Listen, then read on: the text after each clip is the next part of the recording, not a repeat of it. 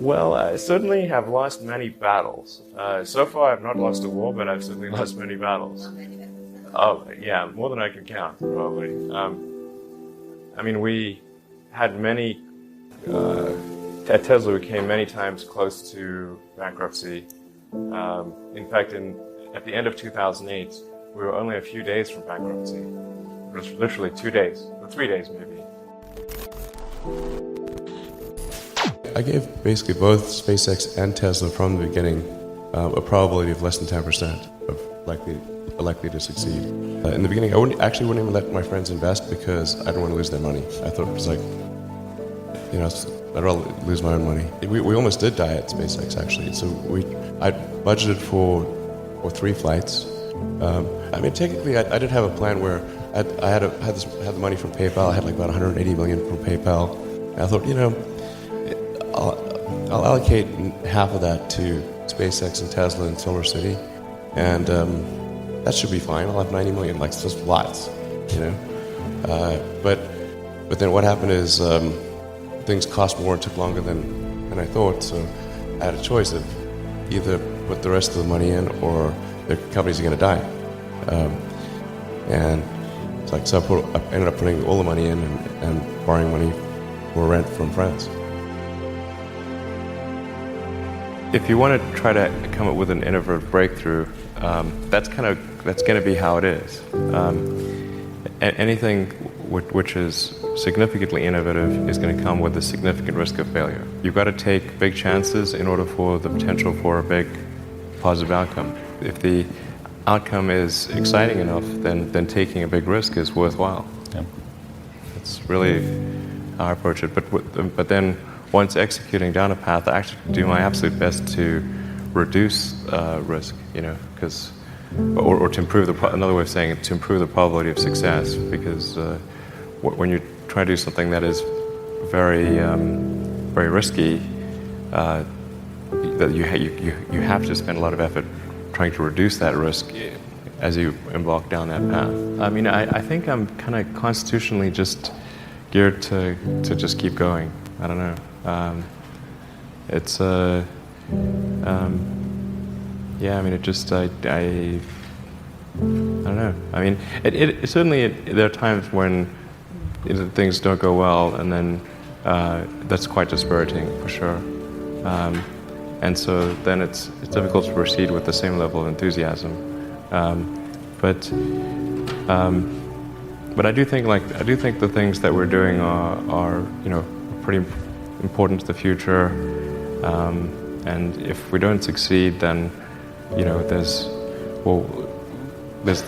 not clear what other things would succeed, and if we don't succeed, then we will be certainly pointed to as a reason why people shouldn't even try for these things. So I think it's important that we do whatever is necessary to keep going. So how do you keep your focus on the big picture when you're constantly faced with, we could be out of business in a month? Well, it's just a very small percentage of mental energy is on the big picture. Like you know where you're generally heading for, and the actual path is going to be some sort of zigzaggy thing in that direction. You try not to deviate too far from the path that you want to be on, but you're going to have to do that to some degree. I think successful entrepreneurs probably come in all sizes, shapes, and flavors. An obsessive nature with respect to the quality of the product is very important. Even if you're the best, there's always a chance of failure.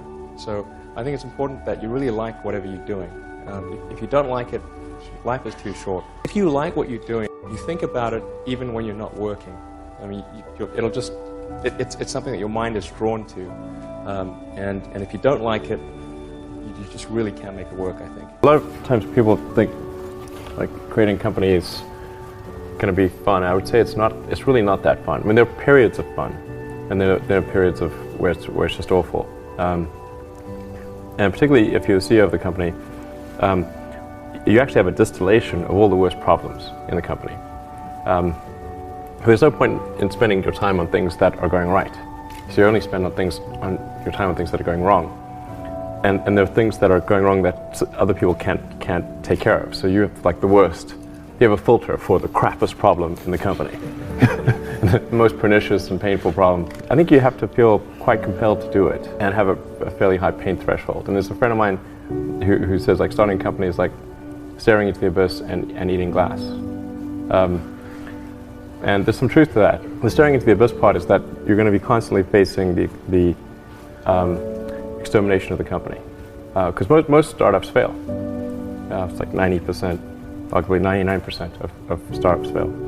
So that's the staring into the abyss part. You're constantly saying, okay, if I don't get this right, the company will die. It can be quite stressful. And then the eating glass part is you've got to do the problems. You've got to work on the problems that the company needs you to work on, not the problems you want to work on. And so that's you end up working on problems that you'd really wish you weren't working on. And so that's the eating glass part. And that goes on for a long time. You may have heard me say that it's good to think in terms of the physics approach, or first principle.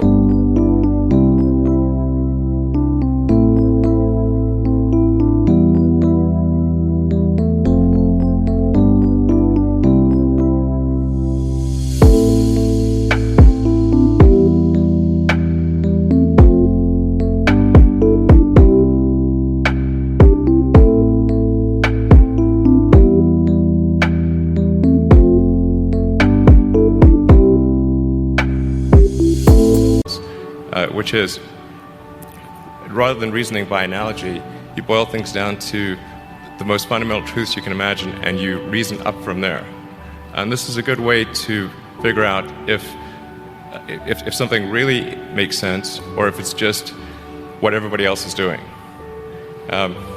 It's hard to think that way. You can't think that way about everything. It takes a lot of effort. But if you're trying to do something new, it's the best way to think.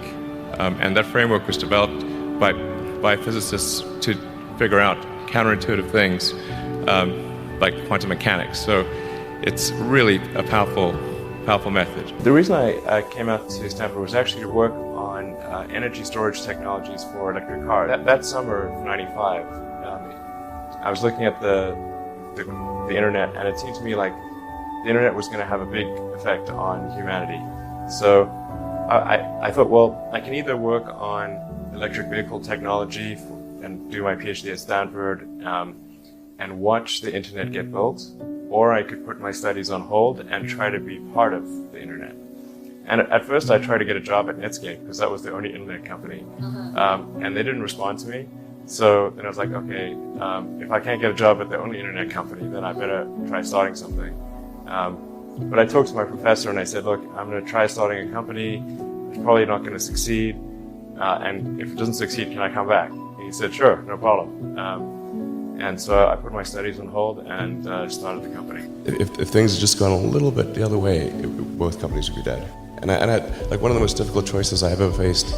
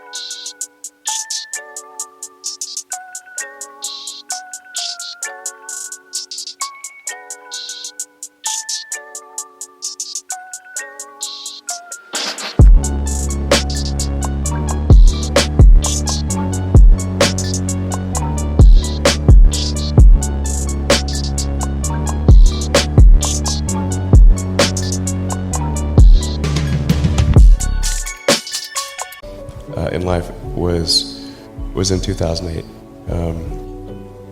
and I think I had maybe $30 million left, or $30 or $40 million left in 2008. I had two choices. I could put it all into one company, and then the other company would definitely die, or split it between the two companies. But if I split it between the two companies, then both might die.